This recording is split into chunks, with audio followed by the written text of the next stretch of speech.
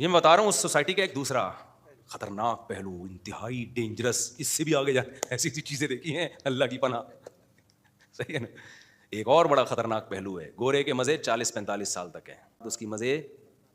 عورت کا تو بہت ہی بیڑا غرق، مرد کے پھر بھی بڈھے کے اگر پیسے والا ہے نا، بہت بہت زیادہ پیسہ ہے اس تو پھر تو وہ 17 سال کی لڑکیوں کو لے کے بھی بڈھا گھومتا رہے گا، وہ اسے کوئی پوچھنے والا نہیں ہے کہ یار اپنی عمر تو دیکھو.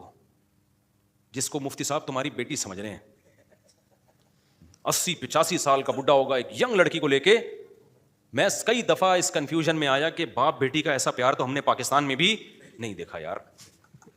کسی نے بتا باپ بیٹی نہیں ہے، بیٹیاں باپوں کو ایسا لفٹ نہیں کراتی ہیں، چھچی مچی کے باپ کو لفٹ نہیں کراتی ہیں.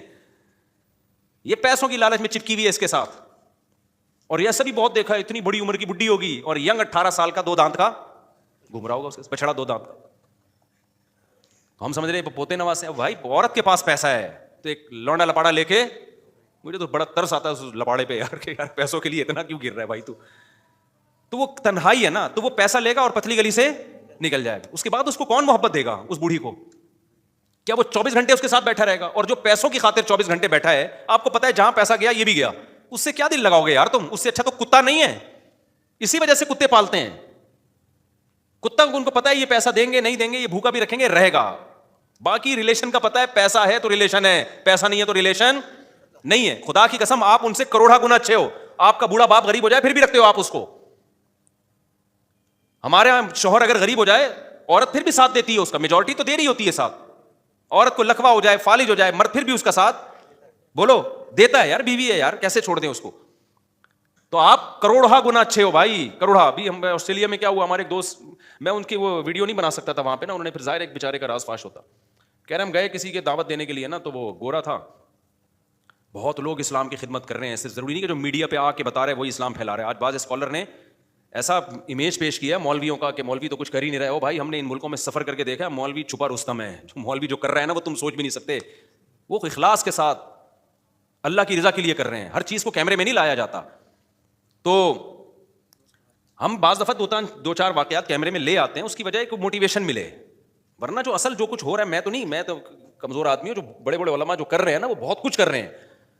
تو وہ گئے، ایک مولانا صاحب ہیں وہاں آسٹریلیا میں، کہتے ہیں ہم دعوت کے لیے گئے ایک انگریز کے گھر پہ. پتہ چلا تھا کہ جو ہے نا وہ غیر مسلموں کو دعوت دی نہیں جاتی، لیکن کچھ وہاں کا نظام ہے کہ جو جیل سے قیدی رہا ہوتے ہیں نا ان کے لیے کچھ لوگوں کو رکھا جاتا ہے. اس میں مذہبی اسکالر بھی ہیں، اس میں ہر طرح کے لوگ ہوتے ہیں. میں اس گورے سے ملا ہوں جا کے جس کی میں بات کر رہا ہوں.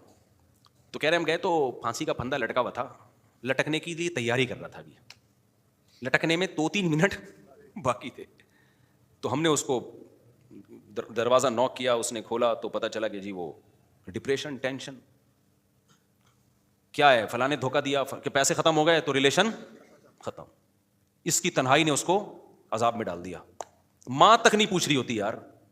ایک کتا میں نے اس کے ساتھ دیکھا، اکیلا رہ رہا ہے، 40-42 سال کا بندہ ہوگا، اکیلے کتے کے ساتھ.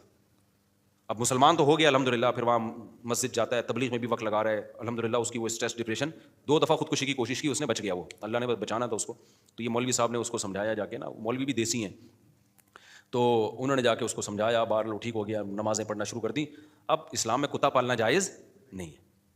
تو میں نے ان سے کہا کہ اس کو اب کہیں کہ اسلام پر عمل کرے تو کتا چھوڑ دے. انہوں نے کہا بھائی ہم یہ اس مسئلہ اس کو نہیں بتا سکتے کیونکہ اب کتا ہی ہے اس کے پاس. ٹھیک ہے، تو اس لیے ہم نے ہر مسئلہ ہر ایک کو بتانے کا مجبوری ہے. یہ مر جائے گا دوبارہ جا کے لٹکے گا. اب یا تو اللہ سے کہہ رہے ہیں ہم ہر وقت تو نہیں اپنے ساتھ لے کے گھما سکتے ہیں نا اس کو. اب اس کے بیوی بچے ہوتے، اولاد ہوتی، بہویں ہوتی، داماد ہوتی، تو لائف کو انجوائے کرتا ہی ہے. کہہ رہے ہیں ہم کوشش کر رہے ہیں اس کی کہیں شادی ہو جائے تو پھر اس کے بچے ہوں گے تو شاید کتا چھوڑ دے. ابھی تو میں نے بھی کہا اس کتا بھی بہت خاندانی کتا تھا. ایسے کتے ہوتے ہیں نا کہ بندہ کتا لگ رہا ہوتا ہے اس کے سامنے. تو ایسے خوبصورت کراس بریڈنگ کر کے نا بڑی نسلیں نکالی ہیں. اوریجنل کتے ہمارے یہاں ہیں جو آدم علیہ السلام کے زمانے. یہ کراس بریڈنگ کی نتیجہ نہیں ہے، یہ سچی مچی میں ایسا ہوتا تھا کتا. انگریزوں نے نا کراس بریڈنگ کر کے نا ادھر کے کتے کو ادھر کے کتے سے ملایا، دیکھا کیا پیدا ہوا ہے، پھر اس کو ادھر سے بڑے عجیب نسلیں نکال لی ہیں کتوں کی. تو انہوں نے کہا بھائی یہ کتا اتنا وفا، اس کے بغیر یہ نہیں رہ سکتا. ناشتہ اس کے ساتھ بیٹھ کے کرتا ہے، لنچ اس کے ساتھ بیٹھ کے ہوتا ہے، ڈنر اس کے ساتھ بیٹھ کے ہوتا ہے، زندگی میں کتا ہی رہ گیا. تو اب انہوں نے کہا کہ نہ یہ کتے کے بغیر رہتا ہے، نہ کتا اس کے بغیر رہتا ہے. پھر گورے نے مجھے بتایا، کہتا ہے میں اگر 2-3 گھنٹے کتا مجھے نہ دیکھے نا تو کتا بھی ڈپریشن میں جاتا ہے.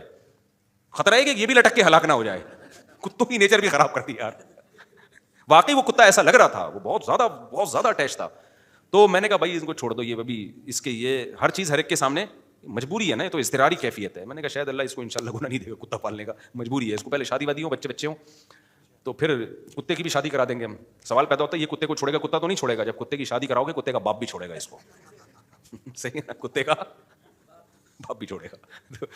تو کہاں سے کہاں کھچڑی پک گئی آج بیان میں, لے کے کہاں چلے تھے نکل کدھر گئے. تو ہم اصل